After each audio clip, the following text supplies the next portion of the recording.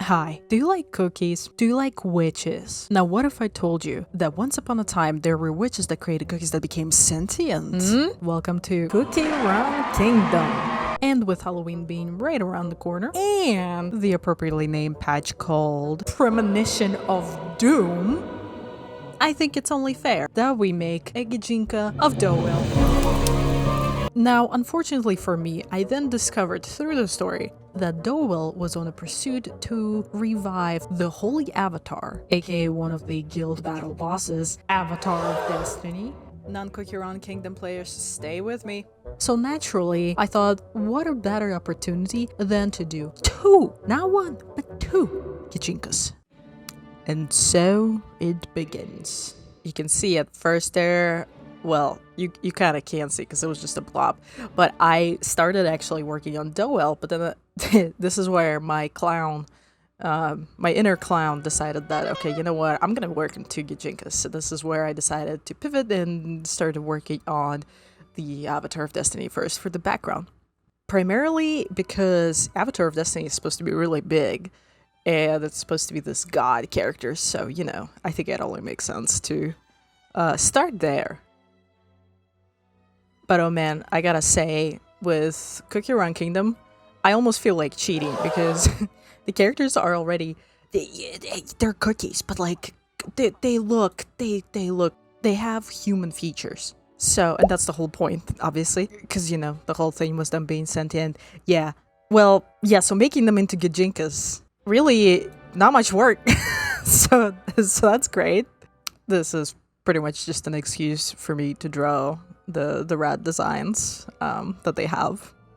And I must say, they have plethora of some really cool designs, considering the real estate that they're working with. And you know, the silhouettes are obviously very important for them, and it shows because there's some really cool things happening in Animal Kingdom, I was gonna say. Well, there too. Oh my god, I just said it again. In Cookie Run Kingdom. There we go. Got it. All that to say, shout out Cookie Run Kingdom design team. Y'all slap. Anyway, while I was yapping away over there, we were working on Doughael. I was struggling for a bit there with the pose just because it was so centered. And kind of everything just started to align on this one single axis, and I just kept trying to make it more dynamic, break it up a little bit more. And I actually like it a lot in the end. I think it turned out much better than what I was going for there in the beginning. You know what would help? What would help is if I did those little thumbnails that are just purely compositional, just so I could, you know, knock out these little details, but I never do that. I just jump straight in and figure it out later. And speaking of figuring it out later, I'm once again tweaking the scale because I kept making Doughael way too big. And if I want to see anything in the background, then they have to be smaller. And now it is time to move on to color blocking. This is where I block out all my main shapes, try to generally separate them on some kind of layer structure, at least like in terms of, you know, background, foreground, middle ground. Then after I finish that, I jump into establishing general color palette. Typically, what I do after I did the color blocking is I just do some flat shading with no real direct or indirect lighting established, like at all. But in this case, because I knew exactly what I wanted, I knew I wanted this very harsh stylized light coming from below. So I went out, I fetched some references, and I just started blocking that in because I knew it was going to be a red light as well. So I kind of had a much better idea than I usually would. Typically what happens for me is I do my flats, like very flat shadows, and then I do go back in and I add light on top, light and shading on top, with like multiply and other screen layers and work out the lighting situation that way. Now, before moving on to Doughael, I did have to push back the Avatar of Destiny a little bit because I could tell that it was starting to become a bit too prominent for the background element. This is also why you saw me add the grayscale gradient on top, just to that's what I always do, just to again zoom out and really see what the values are looking like, because sometimes in color it's kind of harder to tell. So, and especially with Doughael's color scheme being so black and white, it was pretty important for me to keep checking the values and make sure that Doughael doesn't get lost and kind of blended in with, you know, middle ground, which is why I am continuously working. You can see that I keep switching between grayscale and the color mode, and I keep trying different layers and different colors to see if I can create some kind of contrast in the middle that would first of all separate Doughael from the midground, and also create a bit more atmosphere, a bit more give a bit more scale to Avatar of Destiny to kind of push it back, so you can tell that okay, it's really further out, which means it's also larger as a figure. And then once I was generally satisfied with at least the current state of values and how they were playing together, I finally started, oh boy, the lengthiest part of the process, which is rendering. It always takes 65 years. Again, I continued to look at my references, especially for the facial structure, because there's just so many shapes in there. It never hurts to just check your references on that. So what I usually do is I merge everything, all my color blocking layers, all my sketching layers, all of them together, splitting them up by just foreground, midground, background, etc. Just however many layers I would need. And then I just paint right over. I just get in there. And I try to retain the general shading that I already did. I try not to lose the lighting that I worked on. You know, the values that I worked on, I really try to kind of continuously color pick from what I already have, so that I make sure that I'm not just muddying up the picture. And as you notice, I always have a smaller thumbnail of the entire illustration that I'm working on to this side. Not only that, but I actually have another window open, another preview window open that's just on a different screen. So I technically have like two separate view windows where I continuously check in to make sure that I'm not losing kind of the important contrast and the important values that were there. Because the closer you zoom in, and with rendering it's kind of inevitable that you're going to get closer and closer in there, and the closer I get, the more I kind of sometimes lose the bigger picture. So that's why I constantly try to check in. It's really funny that I say that, and then literally the following footage is of me not having that window open.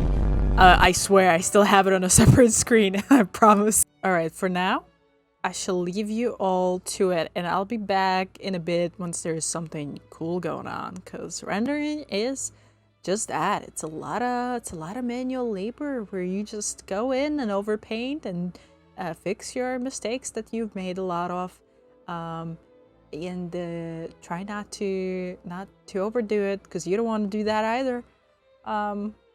It's fun.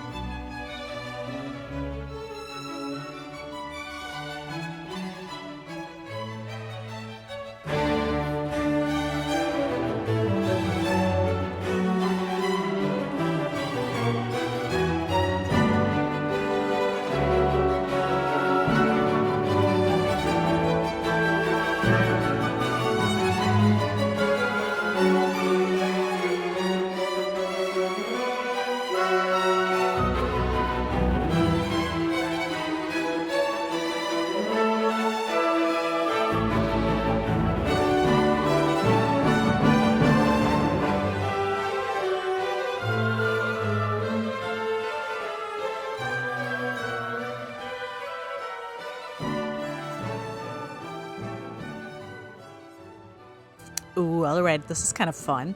Now that I'm working on the Trifork, I actually, in a second, I am starting to go into a symmetry mode, which thank God for the symmetry ruler. And I'm literally just painting in that symmetry ruler, and then, you know, because I can adjust some of the shapes and perspective a little bit later. But this saves me a ton of time. And I'm actually also adding a little bit of extra detail to the fork, since of course I have a lot more real estate here than the Cookie Run Kingdom design team, so I just decided to spice it up, give it a little bit more edge, quite literally.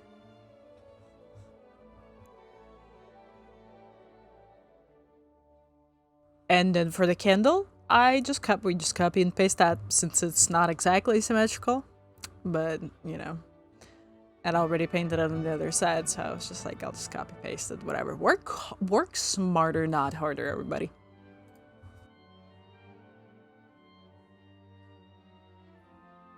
Now this is where, in general, I pretty much have completed the rendering part, where I've just kind of cleaned up my two important primary elements in the artwork, and now I'm going in and again continuing to adjust and fix some of the colors.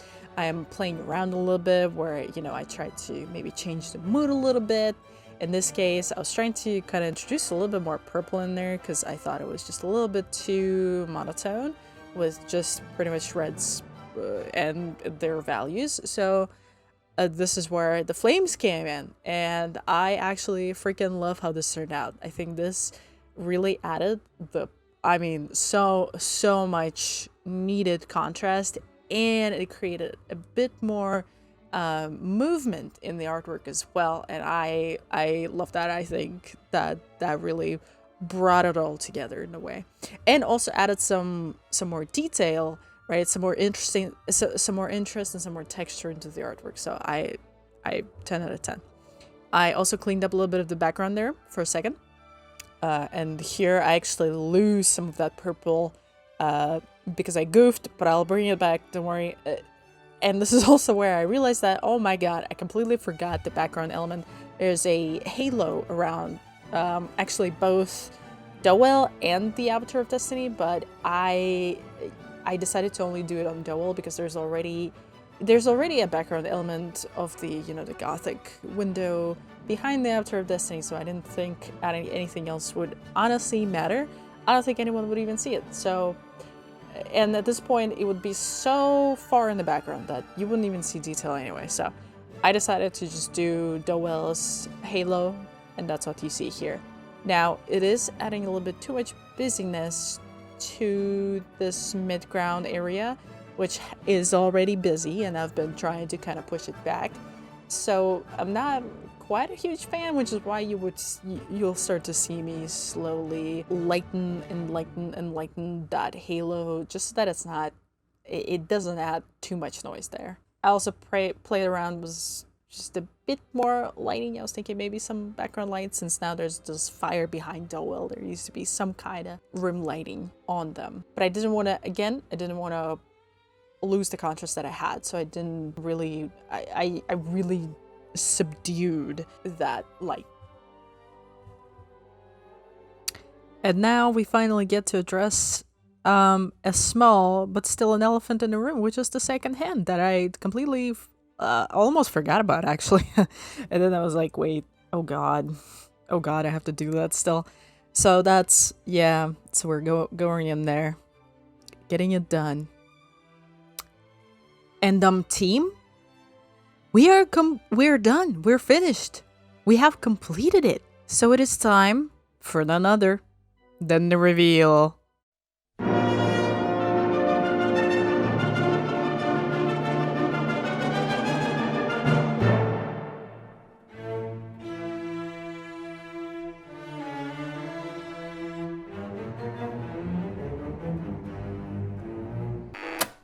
No, this is typically where my outro would go. But then I saw. The burden of mourning will be mine and mine alone. Hello? Silence shall reign. Cookie shit. Run Kingdom. Here we go again.